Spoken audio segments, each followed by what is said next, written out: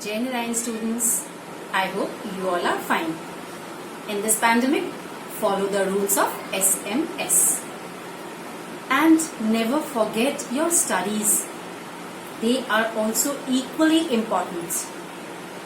Now, we are moving forward from 100 dresses 1 to 100 dresses 2. This is written by El Basar Esther. This is the writer of the chapter, The 100 Dresses 2. So now, let's move forward. So now students, this chapter, The 100 Dresses, is in continuation of the previous chapter, The 100 Dresses 1. It reveals why Wanda Petronsky had not been coming to school. The Petronsky family, they had decided to move to a big city where no one would care about their unfamiliar name. So now, let's start. Open your books, all of you. Here, in this chapter, 100 Dresses 2, when everybody was having a look at the amazing drawings which Wanda had drawn, and all the class, room 13, was admiring it. At that moment only, the monitor of the class, he brought a piece of note for Miss Mason. Miss Mason, she read that note many times as she was not able to believe what was written in it. Then finally, she decided to gather the class to read it loud because it was the letter from Wanda's dad. She silenced for a while, which created tension in the minds of her students. She adjusted her spectacles, which made it clear how important that note was. Then she began reading it, and everybody listened to it very carefully.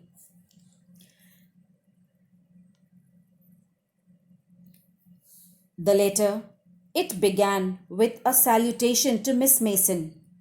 Wanda's father, he conveyed his intention of not sending both the kids to school. He mentioned that they were shifting to another city, a big one, where no one would care enough about their strange name. A big city. He was moving to a big city with a lot of people having weird names like Petronsky.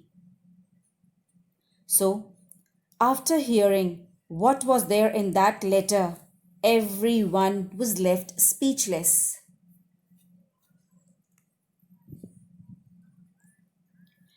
Miss Mason, too, was stunned, and thus she cleaned her glasses, wore them again, and spoke to the class in a very low voice.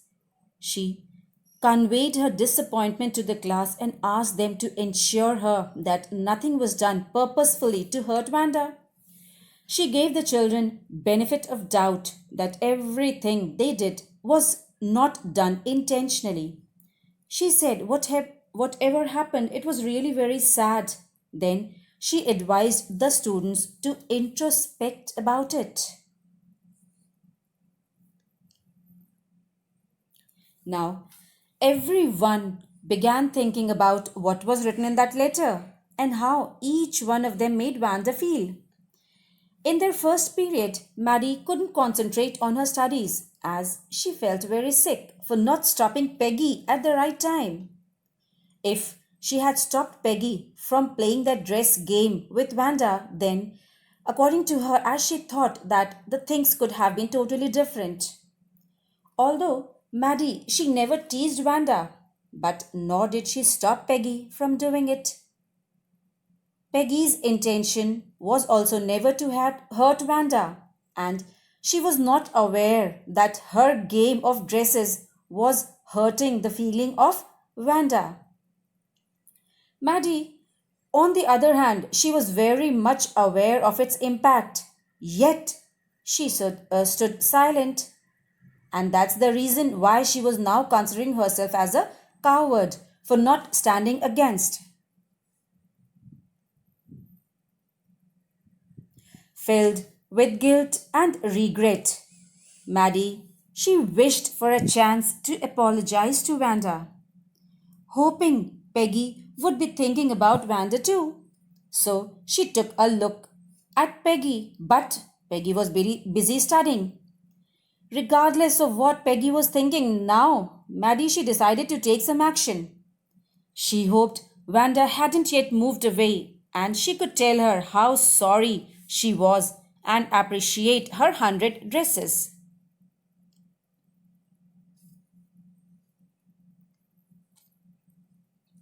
That day, after the school had ended, they, both Peggy and Maddie, if they could go and check if Wanda had moved or not. Maddie was also satisfied at the thought that both of them were having the plans of apologizing to Wanda. So they rushed towards Boggin Heights. Boggin Heights, the place where Wanda used to live. And during that season, it was midwinter. The place was generally wet and the atmosphere was sad and hopeless. Peggy then she tried to comfort herself by murmuring that at least she didn't call her a foreigner because she was an immigrant. Neither did she make her feel different for having an unfamiliar name. So, just to convey her thoughts and apologize, both of the girls they went to Boggin Heights. When they reached Vanda's house, they saw a white little house up there, which they thought was the place where Vanda lived. The house and its surroundings were also shabby but clean, just like the dress which was being worn by Vanda. Thin bunches of grasses they grew along the path that led to the house. They resembled thin kittens. No one could be seen around the house. They knocked from both the sides, from the front side as well as from the backyard door. But they were disappointed as there was nobody in the house. It meant that the Petronskis they had already left. So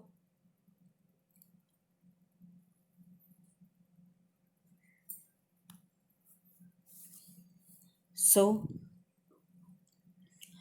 Maddie and Peggy's last chance to make amendments with Vanda was also lost. So, in order to comfort herself, Peggy now started saying that Vanda must have looked for drawing inspiration only after she started her dresses game. And hadn't she done that, Vanda would have never won the drawing competition. These were the words of Peggy. Maddie, she also tried to convince her after what Peggy said that if this is the case, she doesn't have to feel so bad. But later that night, she couldn't sleep as she was thinking constantly about Vanda's little house, her faded dress, both were shabby but clean, and her glorious 100 dresses that were all lined up in the classroom instead of her closet. Finally, she sat in her bed and started thinking deeply, the hardest she'd ever done. She pressed her forehead right in her hands, which indicated that she was really trying to concentrate. And after thinking very deeply, she came to a conclusion that from that day onwards, she will always stand against the wrong. Then she decided that she'd never let anyone make fun of others because of their names, because of their appearance, or because of their clothes. She would never shy to speak up against Peggy, even if it meant losing her friendship also. Now she is thinking that she could not go in the past to make amendments with Vanda, but from now onwards, she was not going to make any other person feel embarrassed or unhappy again. So now on Saturday, both Peggy and Maddie, they both sat down together and decided to write a letter to Vanda, telling her about the contest, asking her where she is living and how that place was. No matter how much they wanted to apologize, still they couldn't collect the courage to do so, and thus ended up by writing a very friendly letter as if Vanda was their good friend. And then, after writing the letter, they mailed it to Boggin's Height with please forward written on it because they didn't knew Vanda's new address. There was no reply from Vanda, but they didn't also receive the letter back.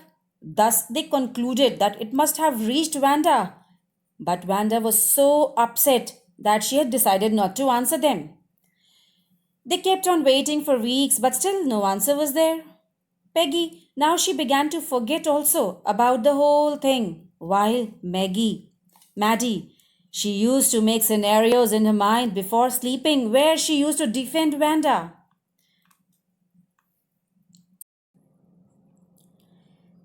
So, it was winter season and there was snow everywhere on the ground.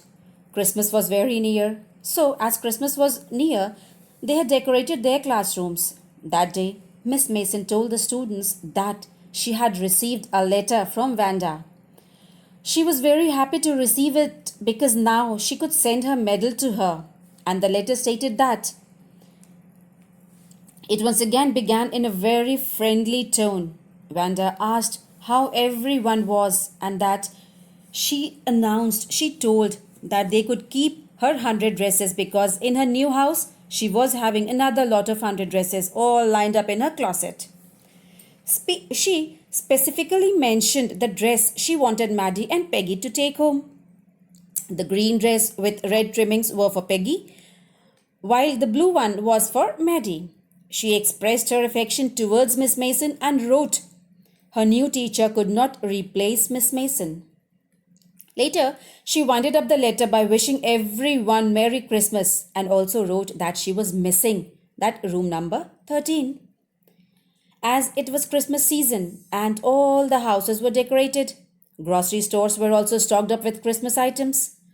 The atmosphere was colorful and joyful. Maddie and Peggy took home the drawings very carefully.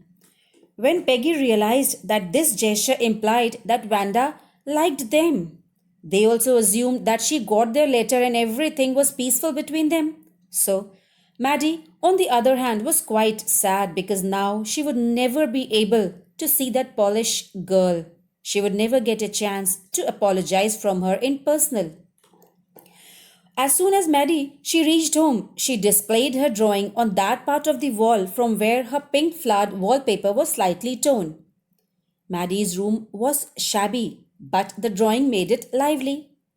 She stared at the drawing constantly and thought how nice Wanda had been to them. While staring at the drawing, Wanda noticed Vanda's Maddie's vision got blurred because the tears started rolling from her eyes.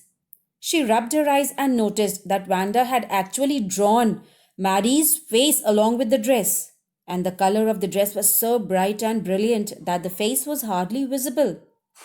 Maddie, she got quite excited and ran towards Peggy to check if she had also noticed it or not. As soon as she reached Peggy's house, she asked her for the picture. The drawing was lying upside down on the bed. She raised it, and yes, on that picture also, Peggy's face was there.